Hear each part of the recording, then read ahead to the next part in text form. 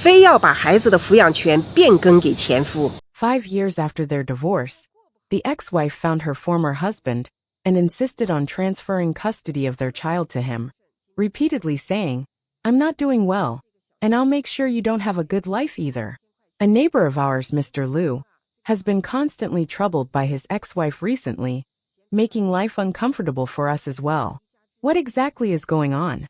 It turns out that Mr. Liu, who is 36 years old this year, was once a primary school teacher, earning only 2,000 to 3,000 yuan per month, living quite frugally. When he married his ex-wife, he often felt inferior in the family, especially as his father-in-law and mother-in-law looked down on him, thinking he was unsuccessful and unable to provide the lifestyle his wife wanted. Under this pressure, he had almost no say in the household, and his wife would often criticize him during arguments, calling him useless and good for nothing. Eventually, due to constant conflicts and disputes, they chose to divorce. At the time of the divorce, Mr. Liu and his ex-wife reached a verbal agreement. He would leave the marriage with nothing, transferring all their property and the custody of their child to his ex-wife, and he would no longer be responsible for child support. Their child was only 2 years old at the time, and his ex-wife firmly insisted on having full custody. According to the agreement, Mr. Liu gave their property to his ex-wife, quit his job at the school, and used his severance pay along with 30,000 yuan that he managed to scrape together to give to her, before completely leaving the family. After the divorce, Mr. Liu worked at a steel window factory. Though the work was tough, he hoped to change his circumstances and escape his past humiliation. Not long after, he met Ms. Wu, who had also experienced a failed marriage and had a 3-year-old son. Ms. Wu greatly admired Mr. Liu's cultural background and management skills, and over time, the two developed feelings for each other. More than a year later they married. After the wedding, Ms. Wu borrowed 50,000 yuan from her family, and the couple quit their previous jobs to start a small workshop, specializing in the processing of aluminum alloy doors and windows, beginning their own business. According to Mr. Liu, although they worked tirelessly day and night over the past 3 years, their business gradually began to show signs of success. However, several months ago, his ex-wife found him again and demanded that he pay child support. Now she comes to our neighborhood every day to cause trouble, intensifying the conflict. Many of our neighbors can't stand her domineering behavior.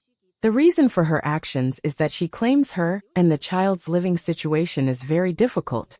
While Mr. Liu seems to be doing well now, "I'm not doing well, and I'll make sure you don't have a good life either," she says. Therefore, she believes that Mr. Liu should start paying child support again, and even wants to transfer the custody of their child to him, as she no longer wants to care for the child. Mr. Liu, feeling helpless, said that although his business has improved, he and his wife are still renting a house, and their financial situation is not yet stable. His current wife is also 5 months pregnant, which has added more financial burden to the family.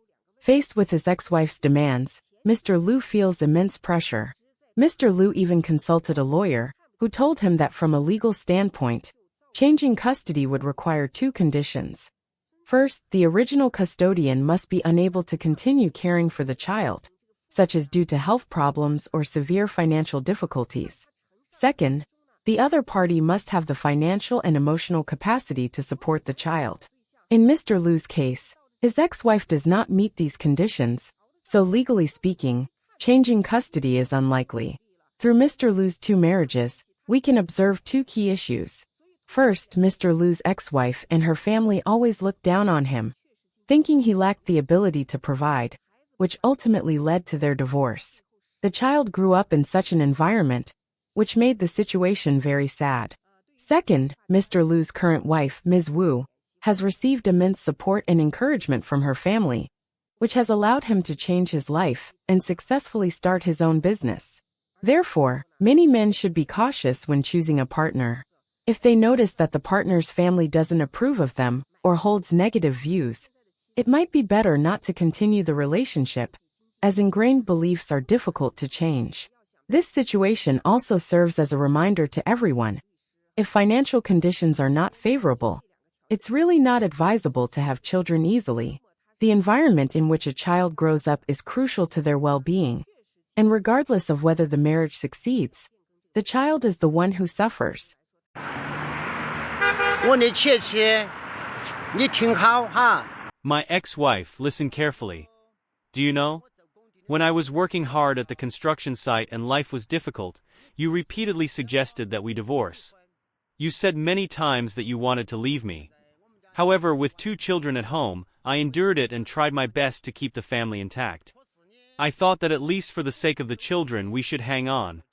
But despite my repeated tolerance, you still resorted to all kinds of measures to drive the family towards breaking apart.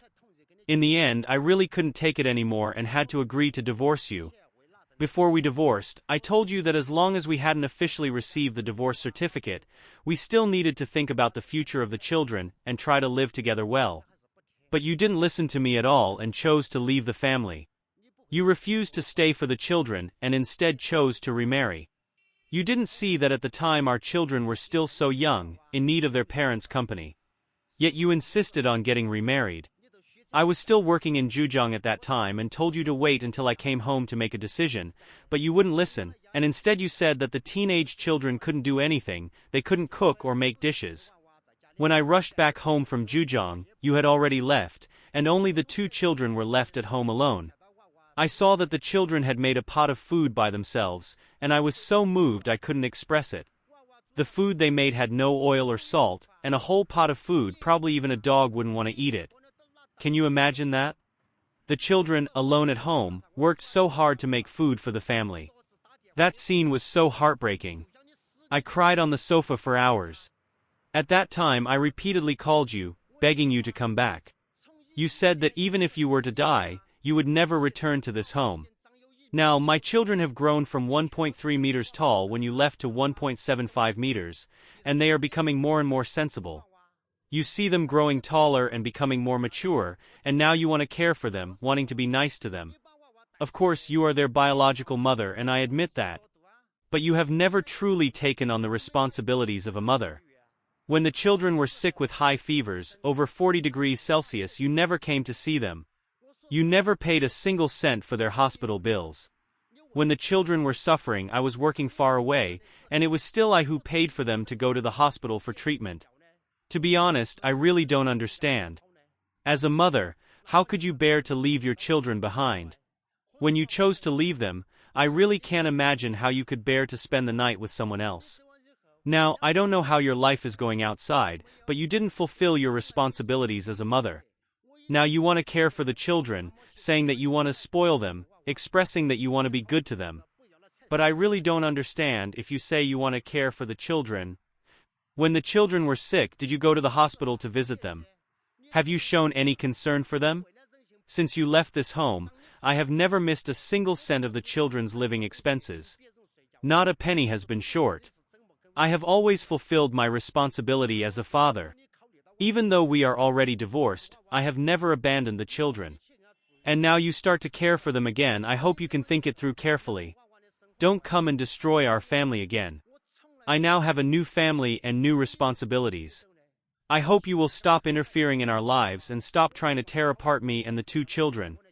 These 2 children are my lifeblood. 我其实一般不大敢录这个前期的视频。 Actually, I've never been too comfortable discussing topics related to ex-wives and ex-husbands because every time I bring it up, a lot of women come and criticize me. But then I thought about it and realized that these critics aren't people who share my worldview. What I need are those who understand and agree with my perspective, so now I don't really care anymore. I'll just speak freely. After all, my original intention is to remind some ex-wives to have basic integrity and kindness, rather than being selfish. About 2 weeks ago, a certain ex-wife came to my live broadcast asking for help. Of course, I didn't help her in the end. This ex-wife is now in her 50s, and she divorced her ex-husband 20 years ago. The main reason for the divorce was that at the time, this ex-wife worked in finance, and she noticed many men were venturing into business and making their first pot of gold. She was also tempted and wanted to join them in the business world, so she asked her ex-husband to quit his job and start a business with her. However, her ex-husband didn't agree with her proposal. Her ex-husband was a government worker, and his personality was more stable. He didn't share her entrepreneurial dreams. He wanted a peaceful and steady life, not the risks of starting a business.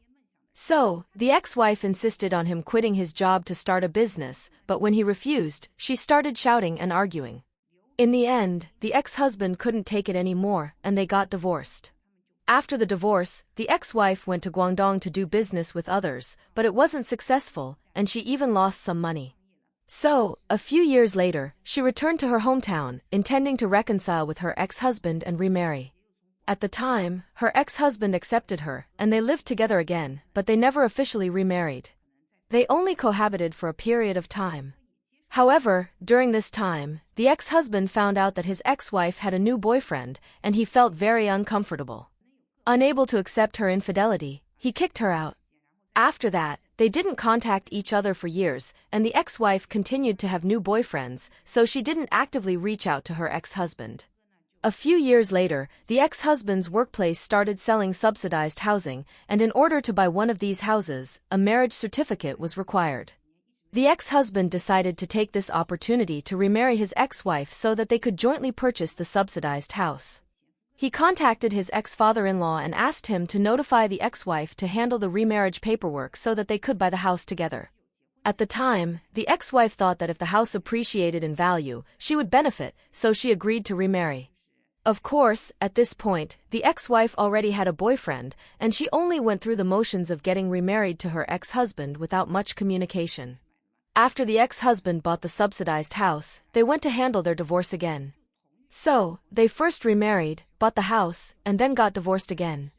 Afterward, the ex-wife continued living with her new boyfriend. What she didn't expect was that the subsidized house ended up not being delivered on time for various reasons, and the property deed was never issued. The ex-wife didn't seem to care and never proactively asked her ex-husband about the situation, so they lost contact again. Last year, the ex-wife heard that her ex-husband had found a new girlfriend, and this made her feel very uncomfortable. She thought that since her ex-husband hadn't remarried all these years, he must still have feelings for her. But now that he had found another woman, she couldn't accept it. Moreover, she was concerned that if he married the new girlfriend, all his assets and income would go to her, and she would have nothing to do with him anymore. So, her dissatisfaction grew even more. As a result, the ex-wife encouraged their son to persuade the ex-husband to break up with his new girlfriend and remarry her. Their son, who is 27 years old, went to speak with his father, but the ex-husband told him about all the hurt he had suffered over the years and how he had never received loyalty from the ex-wife. After hearing this, the son chose to support his father rather than his mother, and he went back to scold his mother, saying he didn't want to be involved in their conflict anymore.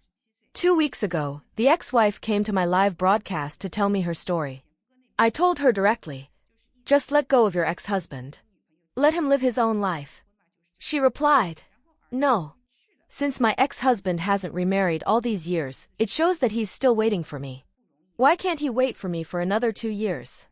Now, I'm willing to remarry him."